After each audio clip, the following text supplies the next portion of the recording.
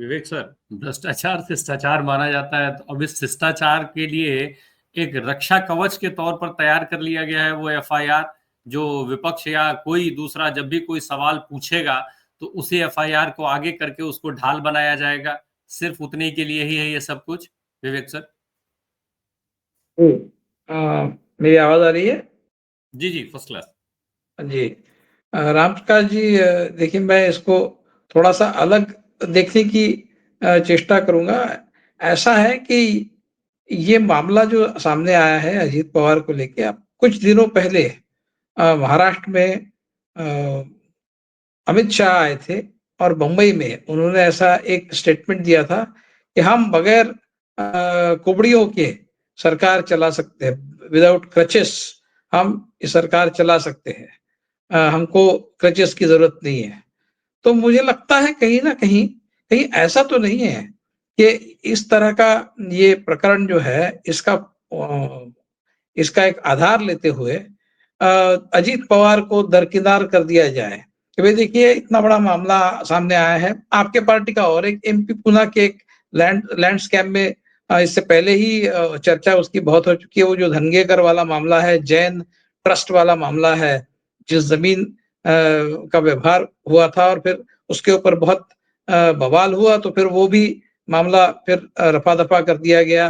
वो जो व्यवहार है उसको कैंसिल कर दिया गया। तो एक के बाद एक लगातार इस तरह की घटनाएं एनसीपी के नेताओं को लेकर जो आ रही है सामने, कहीं ऐसा तो नहीं है कि भाई एक प्रकरण आया उसके बाद दूसरा आया, अब हम आपके कितने प्रकरण आपको डिफेंड करते रहेंगे। अच्छा है कि आप सरकार से दूरी हो जाए। कहीं ऐसा तो नहीं है कि इस तरह की कोई कोशिश हो रही है? वरना ये लोग तो करप्शन के खिलाफ कुछ करने वाले, कहने वाले लोग तो है नहीं। जैसे राकेश जी ने मुझसे पूर्व कहा कि भ्रष्टाचार के कई मामले सामने आए हैं, लेकिन क्या उसको लेकर किसी के ऊपर कार्रवाई हुई है? मतलब इन्हीं अजीत पवार को जब आपको उनकी जरूरत थी, जब कुबड़ी की जरूरत थी, क्रचेस की जरूरत थी, तो आपने 70,000 करोड़ की बात के घोटाले की बात करने के बाद 5 दिन बाद ही आपने इनको महाराष्ट्र का उप मुख्यमंत्री बना दिया और फाइनेंस मिनिस्ट्री दे दी। भाई, जिसने 70,000 करोड़ का घोटाला किया हुआ ऐसा आपका आरोप था, उसको आप फाइनेंस मिनिस्ट्री दे देते हैं, तिजोरी की चाबी उसके हाथ में सौंप देते हैं। तो उस समय आपकी राजनीतिक जरूरत थी, उस समय आपने उनको अपने पक्ष में कर लिया, अपने पार्टी में ला लिया, आपके वॉशिंग मशीन में धोकर साफ कर दिया। और अब इस तरह की जो अब इस प्रकरण में देखिए, नहीं तो देवेंद्र फडणवीस जनरली डिफेंड करते हैं सारी बातें, मतलब कितनी भी गलत बात हो उसको डिफेंड करते हैं। ये ऐसा पहली बार हम देख रहे हैं। वो जैन मंदिर वाले और जैन ट्रस्ट वाले मामले में भी और इस मामले में भी देवेंद्र फडणवीस डिफेंड न करते हुए डिफेंसिव मोड पर दिख रहे हैं। वो ये कहने की कोशिश कर रहे हैं कि नहीं नहीं, हम इसमें गड़बड़ी हुई है और हम इसको बिल्कुल अलाउ नहीं करेंगे, हम कार्रवाई करेंगे। इस तरह की भाषा पहले 70,000 करोड़ के घोटाले में इन्होंने क्लीन चिट दिलवाने में मदद की थी अजीत पवार की। उसकी काफी डिटेल में रिपोर्टिंग भी हो चुकी है, किस तरह से अजीत पवार को क्लीन चिट दिया गया उसमें। अब इस आज आपको उनकी जरूरत नहीं, क्योंकि आपके पास पर्याप्त सीटें है इतनी जिससे आप सरकार चला सकते हैं। आप पूरी नहीं है, लेकिन जो जो भी 8-10 सीटें आपको चाहिए वो कहीं से भी आप एडजस्ट करके आप अपने बलबूते पर सरकार चला सकते हैं। और उस सिलसिले में अमित शाह ने स्टेटमेंट भी दिया है और हाल ही में दिया है मुंबई में।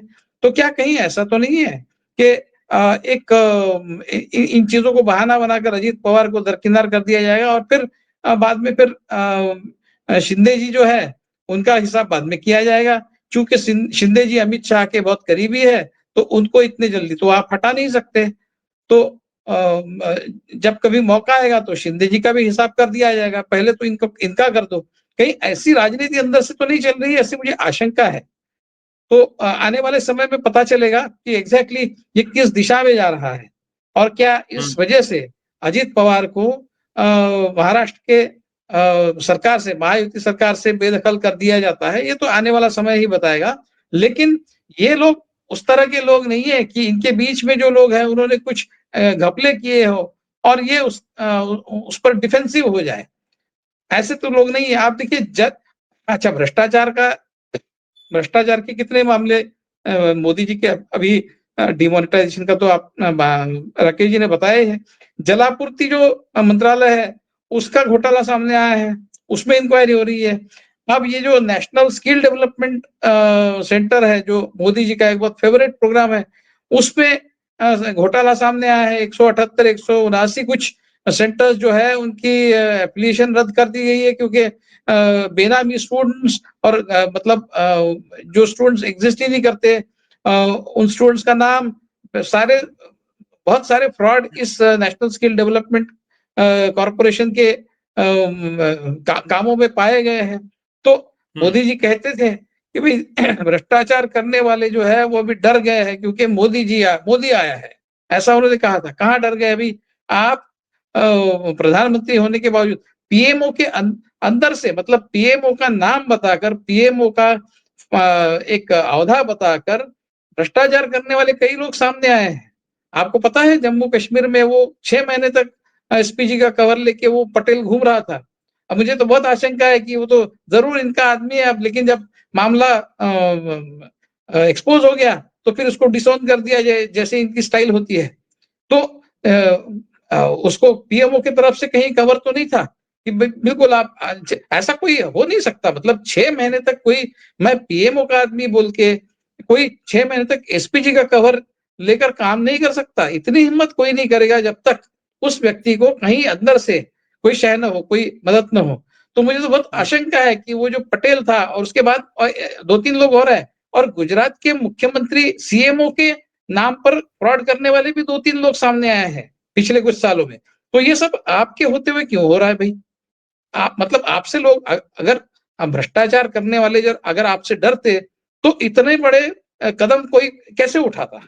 तो ये भ्रष्टाचार के मामले में इनका जो जो कुछ भी दावा है कि ये बहुत साफ सुथरे है, ये पिछले सरकारों से, हमने कांग्रेस के जमाने में भ्रष्टाचार बहुत देखा, हमने जमीन के बहुत गड़बड़ियां देखी, हमने आदर्श घोटाला देखा है।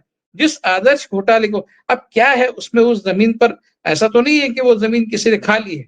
उसमें अशोक चौहान के रिश्तेदारों को फ्लैट दिया गया, उसके बलबूते पर आपने उनको ब्लैकमेल करके उनको बीजेपी में लिया। 1-2 फ्लैट की बात थी, 2-3 सिर्फ 3 या 4 फ्लैट का कुछ मामला था।